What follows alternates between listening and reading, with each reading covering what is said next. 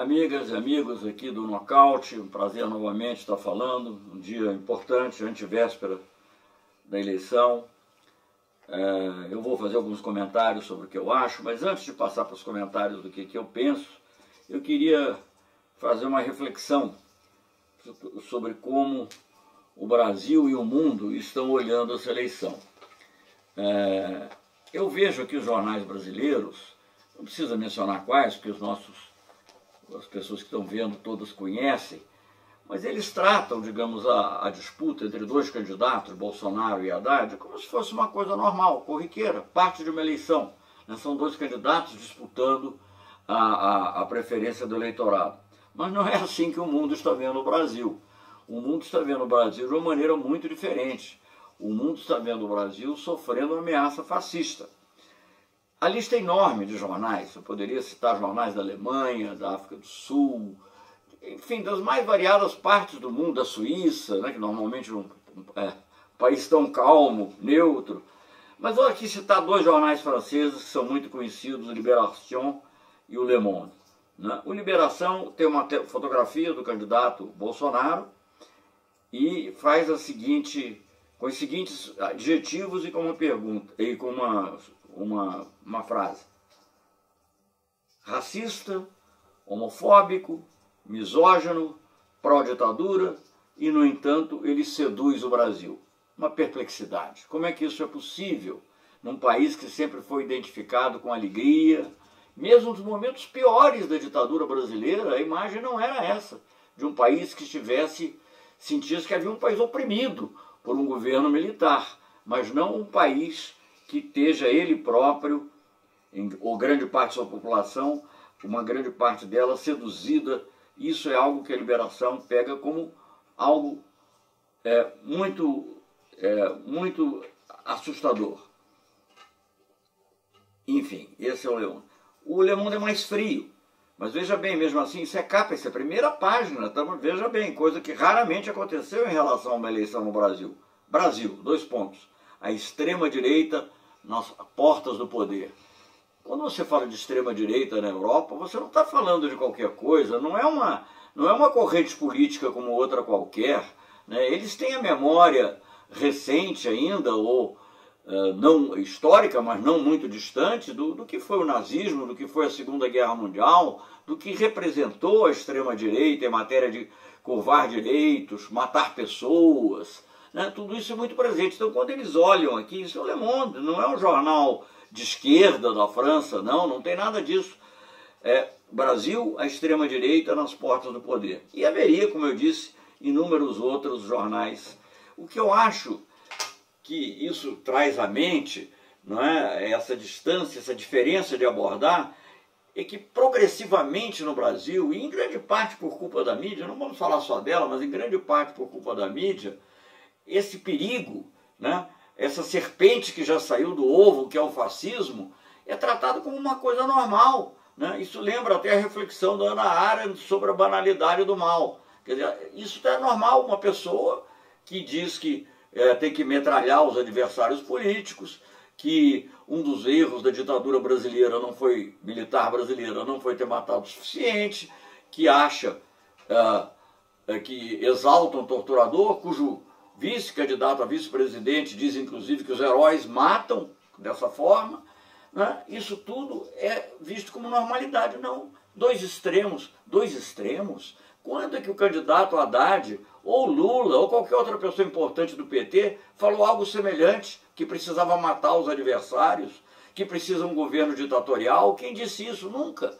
Então, há uma grande confusão que se criou na cabeça dos brasileiros, frequentemente, inclusive, através de redes sociais, com coisas mentirosas, com coisas que até inventaram uma ursal, não é como se ela fosse já existir, e até uma brincadeira feita, irônica em relação ao ursal, é reproduzida como se fosse um fato real, porque é um absurdo a União das Repúblicas Socialistas da América Latina, como se isso fosse uma coisa real, como se volta-se a falar de questões que já estavam mortas desde os anos 60, eu diria, até mesmo nos anos 50, porque nos anos 60, no mundo, isso já tinha perdido um pouco de expressão, essa questão dos comunistas comerem criancinha. E aqui está voltando essa ideia em relação ao PT, que o PT vai fazer, como na Venezuela, que aliás isso não ocorre na Venezuela, com todos os defeitos que o governo da Venezuela Maduro possa ter ou não ter, que é separar criança de filho. Aliás, quem separa a criança dos pais é a imigração americana.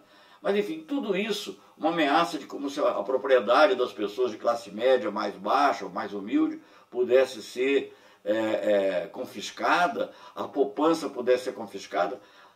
O PT teve 12 anos no poder, nunca fez nada disso, o Lula nunca pensou em fazer isso, nunca prendeu ninguém. Então, o que nós temos é muita mentira. Aliás, a mentira é típica do nazismo.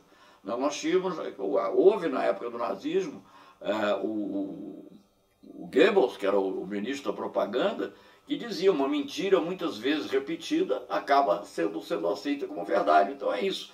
Toda essa mentira em relação ao PT, em relação à esquerda, acaba sendo aceita como verdade por pessoas que são humildes, que não têm informação e que acabam contaminadas dentro dessa ideia e que tem um anseio até de certa maneira legítimo por segurança, é algo que nós temos que também atacar. O problema da segurança é um problema real no Brasil, especialmente no meu estado, no Rio de Janeiro, mas também não é só prendendo e matando que se resolve o problema da segurança. Em alguns casos, prender vai ser necessário, obviamente. Matar só em último caso, em legítima defesa e comprovada. Mas o problema da segurança é um problema real, tem que ser enfrentado. Mas há uma mistura disso, dessas coisas todas, que coloca uma grande parte do nosso eleitorado à beira, como diz o Le Monde aqui, de eleger uma pessoa de extrema direita que praticamente se confunde com a ideia do fascismo. Né? E isso reflete também um sentimento forte em setores da sociedade, em setores do judiciário, o comportamento.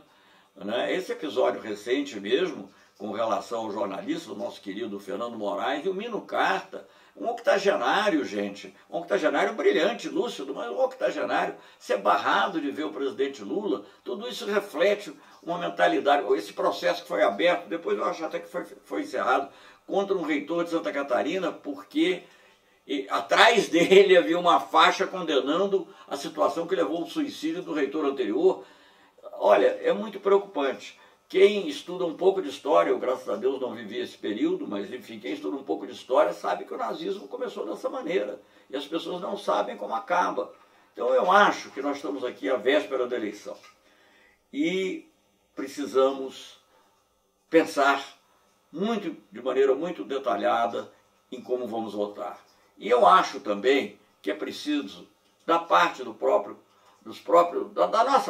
nossa parte, uma certa generosidade. Compreender que essa eleição não é mais uma eleição do PT contra o neoliberalismo. Claro que também envolve esse aspecto do neoliberalismo, mas é uma eleição, tem que ser uma eleição de uma grande coligação em favor da democracia, democrática verdadeiramente, progressista também, mas democrática sobretudo, contra a ameaça fascista. Porque se essa previsão que está aqui nos jornais europeus realmente prevalecer, isso será um dano para o Brasil durante muitos anos. Primeiro será um dano para os brasileiros que tiverem que viver sob esse jugo. Mas mesmo que isso venha a ser superado, vai ser durante muitos anos, terá um efeito muito negativo sobre a percepção que existe em relação ao Brasil no mundo inteiro. Eu fui diplomata, eu tive envolvido nas relações internacionais durante 50 anos e, honestamente, nunca vi um momento em que a percepção do Brasil